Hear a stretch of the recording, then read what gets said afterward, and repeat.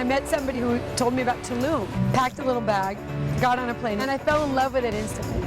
Meet Melissa Perlman, who moved from New York City with a fearless attitude and a dream of running a hotel in Tulum, Mexico. I packed up my apartment and brought all the things down that I thought I might need to start a hotel. With no practical experience, Melissa hustled to make her vision a reality. I'm missing that fear gene, you know, the fear of failure gene. Then I was like, what the hell have I done here? And now she runs a popular beachfront resort where people come to rejuvenate their mind, body, and spirit. Are you ready to work out with us? This is where the home of Bikini Bootcamp, right? Forward fold. Melissa not only found her calling in Tulum, I love being able to combine everything that I love to do into my business. she also found love and is now raising a family in paradise. We'd run into each other like at the gas station, at the bank. Like, hi, how are you? Bye. And we wound up making a decision to live together and have a child together and share our lives. I'm very happy. Look where we are. Yeah, yeah, yeah.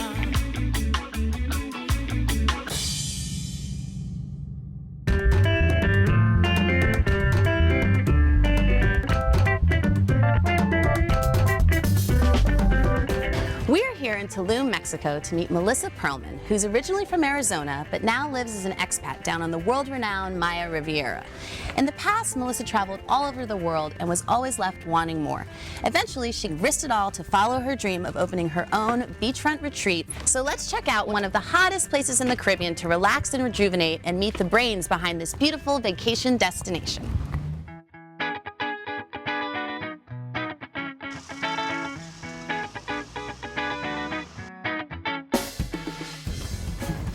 Knock, knock.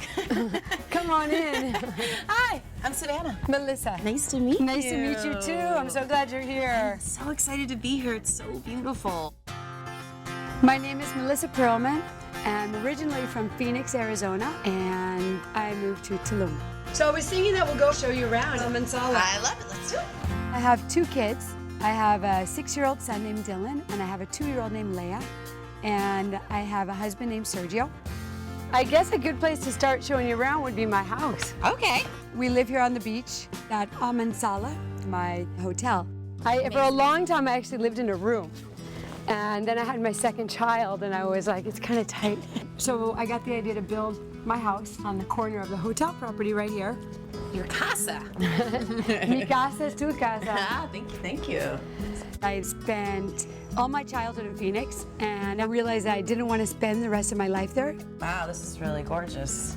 And then this is a little patio where we have breakfast. And I wanted to move to a big city, and I pictured New York to be very international, to be fast-paced, to be exciting, to be glamorous. And, you know, it pretty much was, to the point that it was overwhelming.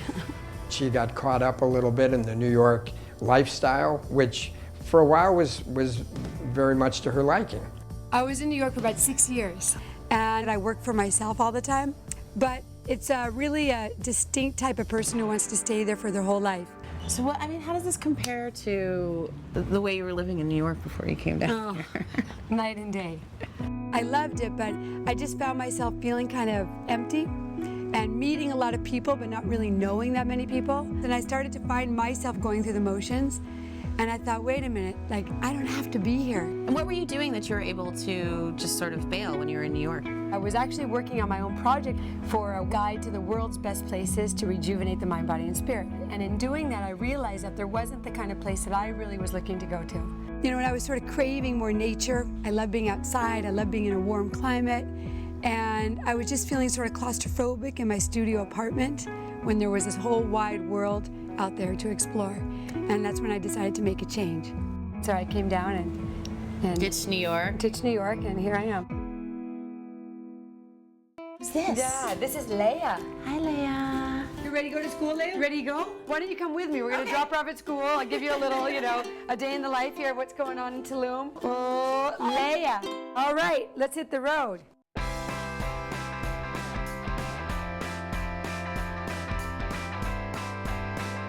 Tell me about a typical day. Well, a typical day is, you know, get up around 6:45, get the kids up, and then I drive them to school, and normally stop by one of my favorite taco stands and have a little breakfast. We're gonna take you there. Oh, fantastic. Tulum is its own little village. It's really like having this big extended family. Good morning. ¿Cómo estás? I know the teachers at the school. I know the woman. I know her children. And you have a lot more interpersonal relationships. Kind of like living in the olden days. And I really like that it's not superficial. Okay. Oh, she loves it. Bye. Bye, Leia. Have a good day, sweetie. Does that mean we get to get tacos now? Yeah, exactly. It does. It does. Buenos dias. Buenos dias. Anything you don't eat that I should know about? No. You eat like goat head? Just kidding. Dos de queso y dos de pollo de barbacoa. Por favor. Gracias. Melissa was always an adventurous child. She knew she was thinking about something different and something bigger. Gracias. So I never really held her back. Of course, when she told me she was going to Tulum, I thought, oh, this is probably just one more adventure for her. And we'll see what this one will lead to, because I didn't even know where Tulum was. Oh my goodness. So good. Bon appetit. Bon appetit. Oh my What do you gosh. think? So good. Yeah. Had you traveled much? Were you like a traveler when you were in No. college and young? No. No, but after college I moved to Tokyo. You know, I didn't know anybody, I didn't speak Japanese, and it was a little bit of a crazy idea, but I wound up going there and staying 6 years and learning how to speak Japanese. Wow. I wound up helping American companies find ways to do business in Japan. But during that time, I traveled a lot around Asia, and it opened up my eyes from traveling. And after 6 years in Asia, I decided to move to New York. And it was freezing. It was the middle of February. And I met somebody at a party casually who told me about Tulum. And I was like, to where? To what? Packed a little bag, got on a plane and headed down here.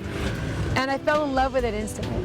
And then I found myself coming back here every year, never imagining I was going to make my life here. But it kept calling me back and calling me back. And that was like 13 years ago. And here we 13 are. years at the later, taco we're eating stand, dropping tacos. your daughter off at school. Exactly. Who would have imagined? All right, now we're ready to start the day. Everybody thinks it's so easy to run a resort. They come down and they're like, oh my God, you're living the life. This looks so amazing. But little do they know what's going on behind the scenes. There's no electricity in this area, and there's no running water. So there's a lot of stuff that goes into running a place that people don't think about, like electricity and water. Yeah. You know, The which basics, is really. the basics. You know, running a hotel is like having a little village. Walk right through here. Amansala. It's like an enchanted garden, isn't it? Oh my goodness. This is one of our smaller rooms, but I love this room because you're right on the ocean. I made the decision that I wanted to leave New York. And I came up with this idea for a healthy, fun vacation where people could rejuvenate themselves from the inside out. And right away I was like, yeah, that's it, Bikini Bootcamp. You've built this whole hotel. Was that anything you had experience in No. before you came down here? No. No, I just kind of did it by instinct. I packed up my apartment and brought all the things down that I thought I might need to start a hotel, which consisted of a lot of sheets and pretty curtains and Buddhas and incense and decorative things. Well, my game plan when I arrived to Tulum was to find an existing set of cabanas or bungalows that need a little sprucing up, where I could maybe bring some people in to do my like healthy wellness program and maybe do it, you know, like for a month, maybe a month and a half, and then go back to New York. But I wound up coming across a place that was an abandoned set of cabanas. And there were a few guys drinking beer with music playing, and they were kind of putting cement, throwing it all over. And I walked up and I thought, wow, this place has potential. And I started looking around and I'm like, this is it. And I started talking to the workmen. And I actually told them right there, I said, you need a window in this room. And I took a stick and I drew out a window in the wet cement and I said, ventana. And they're like, see, okay. And they started breaking out the window. And then I looked at them, I'm like, puerta, you know, and I started designing a room with them right there. And they, you know, they gave me a beer. Pretty soon I'm down there with the music and I'm in the construction crew for like 2 hours. And then the owner showed up and I introduced myself and I said, you know, ¿cuánto cuesta? Like, how much for one night, for one room? And he told me, and I said, how much for a week? And then how much for a month? And then I said, how much forever? And they would look at me like I was crazy. And we sat down right then and there on a serviette, on a napkin, and started writing out a deal. Then the fun really started. Then I was like, what the hell am I done here? I put away about $50,000, and I thought that would be enough. But my $50,000 ran out really, really fast. And I remember being at the bank machine and then saying like balance $22.70. And I was like, oh no. But I was still trudging through, going for it and moving ahead. So I was thinking I'd give you a tour of our yoga room that's in front of the ocean. Oh, gorgeous.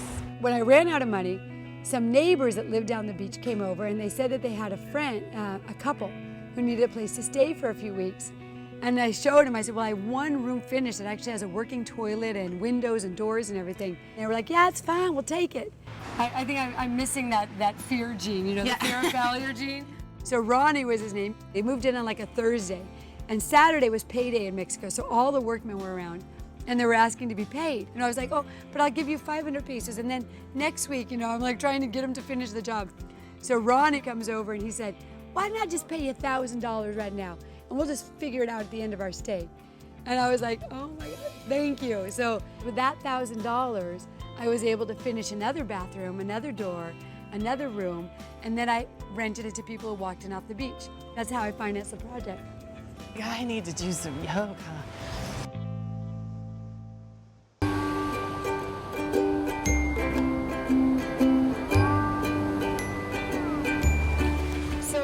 Go take a walk and I'll show you the property. Okay. I kind of established myself in Bikini Bootcamp and I saw that I liked living here and this other opportunity presented itself. There were these two beautiful villas that I used to pass on my morning beach walks that were abandoned. Rumor was it that they belonged to Pablo Escobar, the Colombian. I took a meeting with the government office and they gave me the opportunity to caretake the houses while they were in the hands of the government. You can sort of get a feel for the enormity. It was a big project. Oh, it was a huge project. It was an enormous undertaking. Like, it looked like a bomb had gone off, but you could see the structures were just amazing. It took me about 2 years to finish the project. It was a major renovation. And you had guests in the place and the whole thing. You were open, it was you had functioning. guests. There was a wedding arriving a couple days later. And then it was all just literally in a day, sort of just taken away. Yeah. An owner had showed up that had title to the property. It was like my worst nightmare. I mean, I cry about it still because it was a really emotional time. It was my home, it wasn't only my hotel. And they said, you have 5 minutes to get out. And I was standing there with my little boy and I was like, what do you mean get out? And they weren't the kind of people you want to mess with, you know? And I was reminded very clear that I am in Mexico. It's still the Wild West. I'm a woman, I was a single mom. Is my safety in danger, the safety of my son by being here? You know, I had to make a decision. And I just decided, you know what? I'm not gonna let this knock me down. I'm gonna just keep going. I take it as an amazing experience. I mean, it was a project that nobody, you know, had taken on, except the loco gringa.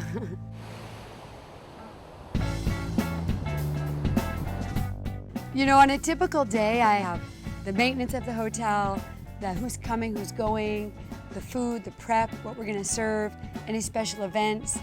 So I need to have a meeting right now with my staff and just sort of go over what's happening today because we have a busy day. Kelly, how many people are coming in today for yoga? 18. I really, really love working at Amansala, and working for Melissa is inspiring because to me she's a symbol of anything's possible. And then what time is everybody coming in today? 1 o'clock is the main group, and then a couple at 2 and a straggler at 9:30. Okay, great. Bikini Bootcamp started slowly. I had one girl, and I'll never forget, she arrived and she was looking at me and she said, well, where are all the other campers? I said, you're it. What time are you doing yoga in the morning? We're gonna do beach walks at like 6 and then come and eat. So I'd ring the gong and say, beach walk with Melissa, bike ride to the ruins with Melissa. And then I'd be in the kitchen when the chef didn't show up, frying up some fish, you know, on the grill, and I'd be like, lunch by Melissa. And then I'd run in and scrub the toilet and be like, oh, she doesn't see me. So I think we have our first arrivals who just came in. Hi, ladies. Welcome to Amansala. Thank you. Bikini Bootcamp started slowly, but then 3 people signed up. And then I was like, wow, 3 people at one time. And then one week, 6 people signed up. And I thought, God, who would have imagined 6 people at one time? We'll help you get settled in. Everything else we'll go over tonight after dinner. Right this way. And so it kind of became the hot spot for women in New York to rejuvenate their mind, body, and spirit. Here's your room with a view. Oh my God. You know, have a real authentic experience more than just a fancy hotel stay. Oh, this is the best. I'm must be a nice reaction. Yeah. People have. That's what we want people to say when they Yeah. arrive. Wow.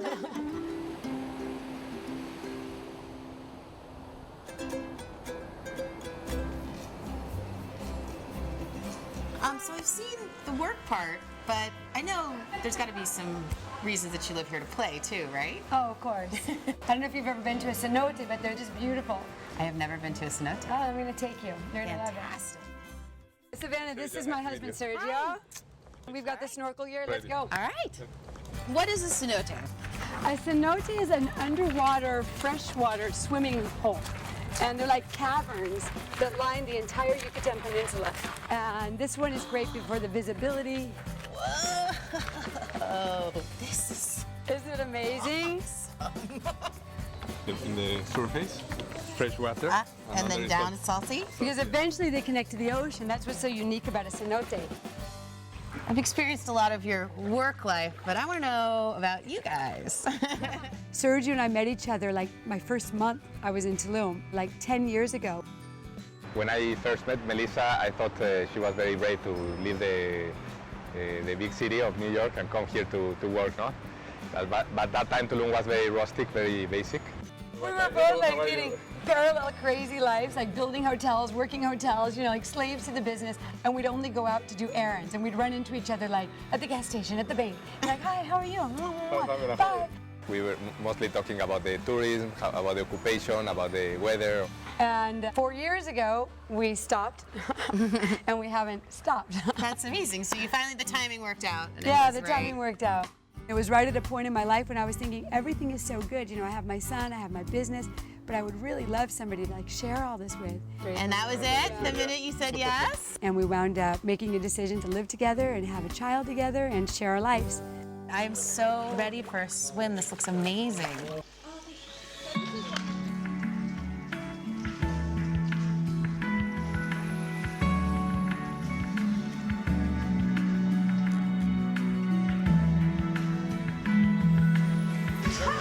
So how was it? So awesome. You guys ready to go? We got more adventures Okay, waiting. then yes.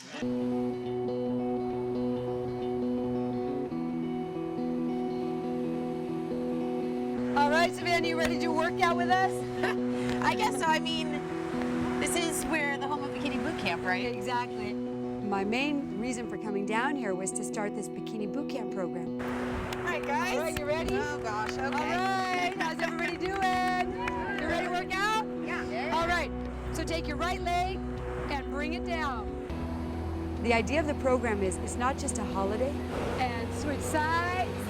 It's a vacation with a purpose and a place where they would go home feeling and looking better than when they arrived. Forward fold. It just inspires health and wellness and spiritual advancement and emotional release. That's what drives her, I'm sure. Keep it moving. Last one, all right. We're gonna take a run to that palm tree and come right back here. She really had this vision that she wanted to help people. And I thought, this is the real Melissa coming out now. Keep it moving. This is going to bring out all that she has. Bring it on home. Come on, ladies. By the end of their stay here, you see dramatic changes. People really start to shed their layers. And you see like the beauty in people just come out and reach. People just say they feel lighter. They feel more balanced, more alive. And I feel so fortunate that I'm able to incorporate that into my world. Come on, good workout. Good job, good job.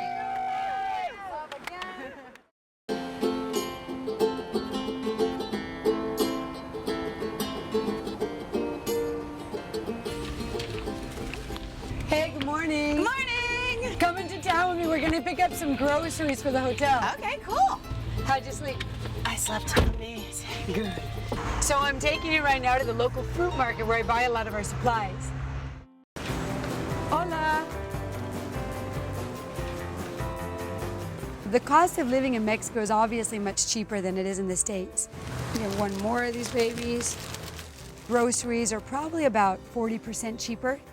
It's incredible the difference in price between here and the States. I mean, Avocados are expensive back home, right? oh, yeah, I definitely. mean, like here they're like $3 a kilo, so it's like $1.50 a pound. Whoa. You pretty much can get everything you need here, but you're just paying a lot less for it. So I think we're ready to go. All right.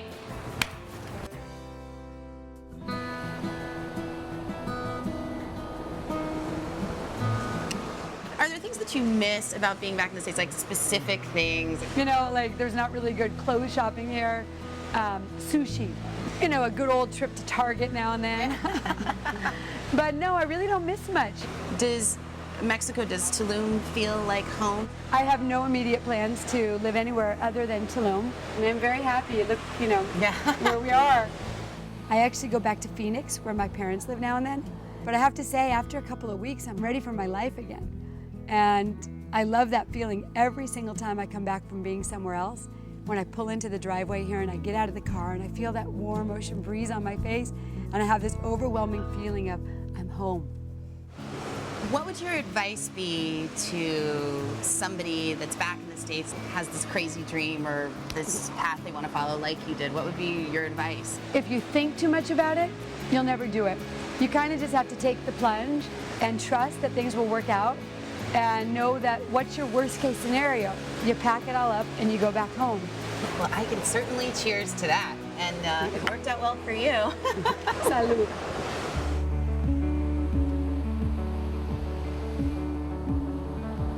I feel so blessed that I wake up every morning in front of this beautiful blue ocean, and I start my day, which is basically filled with my hobbies. And I have a lot of gratitude for being able to spend a lot of time with my children, and where I'm able to meet so many interesting, amazing people that come to my home. We like to travel together. We like to raise our kids. We like to run our businesses. We share these things together. She's really living her dream. Well, I'm very proud of Melissa. But it wouldn't surprise me if somewhere down the line, Melissa would come up with another idea and say, Dad, I'm going to try something new. Hello, Rob and Nadine. Bienvenidos, welcome to Costa Rica.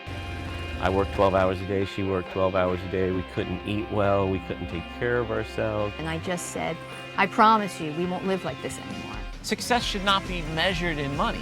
Success should be measured in happiness. When I moved here, as we were going through this journey, I just started writing the funny stories down. I put it in a book. Quitting my job, moving to Costa Rica, and living the 0-hour work week. We were tossed into a whole new life. It was like being children again. It was like every step that we took led us here. 600 per kilo.